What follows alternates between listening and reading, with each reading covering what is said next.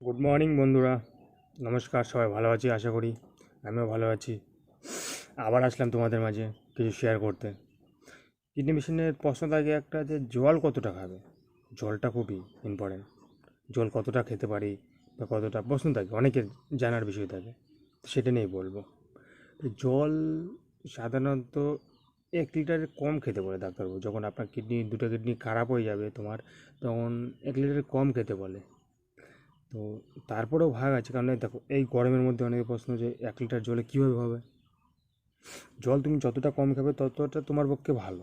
কারণ জল বেশি খেলে তোমার তো কিডনি কাজ করছে না, তো জলটা বেরোবে না, ইউরিন হচ্ছে না, তো জলটা শরীরে জমা হবে। শরীরে জমা হলে ওই জলটা জমা হয়ে মানে হার্টে জল আটকে যেতে পারে, পেটে জল ধরে যেতে পারে অনেকের। তারপরে এক্সট্রাভাবে জল বের করতে হয়, ওটা আরেকটা জ্বালা হতে পারে। তাই জন্য ডাক্তারবাবু বলে জল কম খেতে, যতটা কম খাবে ততটা ভালো, তোমার পক্ষে ভালো। তো আমি ওই 800 গ্রামের মতো জল খাই, 800 মিলিগ্রামের মতো জল খাই। তোমরাও সেটাই খাবে, কম খাবে। আর গরমের মধ্যে বলে এতটা গরম, মানে অনেকটা গরম, এখন গরমের টাইম, রোদ পর্যন্ত গলা শুকিয়ে যাচ্ছে, জল খেতে ইচ্ছা করছে, ওটা আমারও করে। বাট এখন একটু খেতে পারো বেশি, বাট তবু মানে ভাগ আছে। কারো যদি পায়ে পা ফুলে যায়, জল ধরে যায়, অল্পতেই জল ধরে যায়, মানে জল খেতে, তারা কিন্তু খেতেই পারবে না, কিছু করার নেই। আর যাদের পা ফুলছে না, মানে বুঝতে পারবে, হাতে টিপে দিলে পাটা ডেবে যাচ্ছে, জল তোমার পায়ে জল ধরছে কি না তুমি বুঝতে পারবে। যদি হয় তাহলে, যদি জল ধরে তাহলে জলটা খুবই কম খাওয়ার চেষ্টা করবে, লিকুইড বলতেই কম খাবে। আর যদি জল সেরকম না ধরে তাহলে একটু খাবে, বাট কারণ জলটা যদি ঘামে না, ঘামের সাথে জলটা অনেকটা বেরিয়ে যায়। তাই জন্য ইউরিন না হলেও মানে অনেকটা জল কম হয়। ডায়ালিসিস করতে যাবে তখন বুঝতে পারবে, যে ওয়েট করবে, দেখবে বলে জলটা মানে সেরকম বাড়েনি, জল খেয়েছো বাট জলটা বাড়েনি, কারণ কেন, ঘামের সাথে বেরিয়ে গেছে।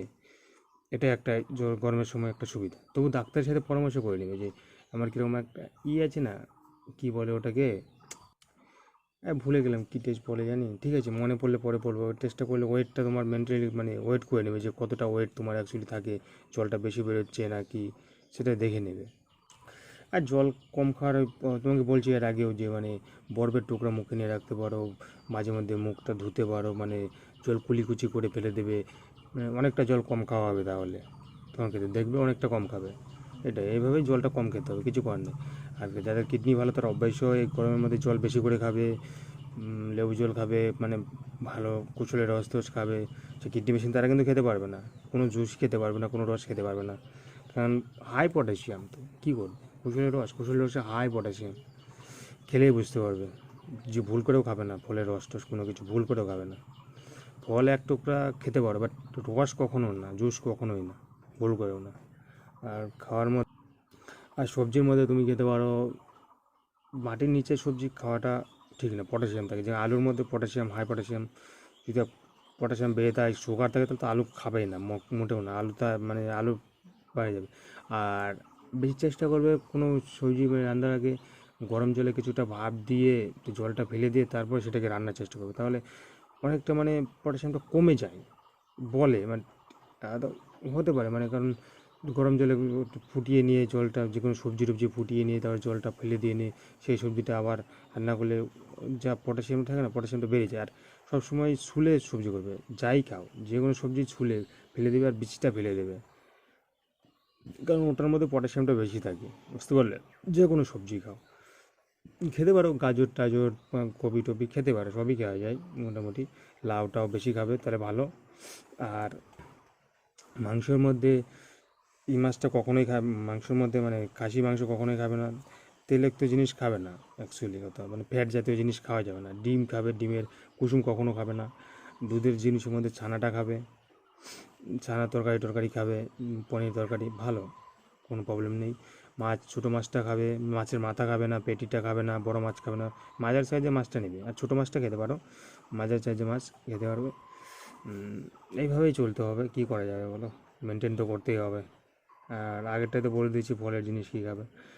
আর সামনে ভিডিও বলবো আমার ডোনারের ব্যাপারে।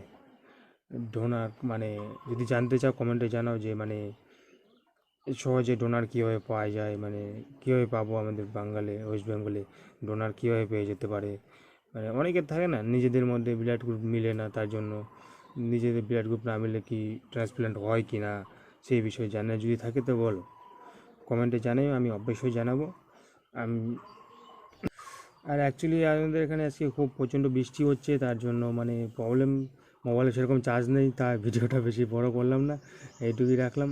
সবাই ভালো থাকবে, সুস্থ থাকবে, আমাকে একটু সাপোর্ট করবে সবাই প্লিজ, আর যোগে বলছি একটু সাপোর্ট করবে। আমি আমার লাইফে যতটা ঘটে যাচ্ছে আমি তোমাদের সাথে সবটা শেয়ার করব। এরপরে কি ঘটছে, এরপরে আমার ট্রান্সপ্ল্যান্টের রিপোর্ট নিয়ে ভিডিও আসবে, ভিডিও করব। কালকে হয়তো ডায়ালিসিস যাব, ভিডিও দেখি যদি আজকে করে রাখতে পারি তাহলে কালকে আপলোড করব সকালে, আর যদি না পারি তার নেক্সট দিন, কিছু করার নেই। কালকে ডায়ালিসিস আছে আবার সকালে, ডায়ালিসিস যাব, সকালবেলা উঠেই ডায়ালিসিস যেতে হয়, তো মানে কয়টা, 9টা থেকে ডায়ালিসিস আছে, তো আমাকে 8টার মধ্যে বেরিয়ে যেতে হয়।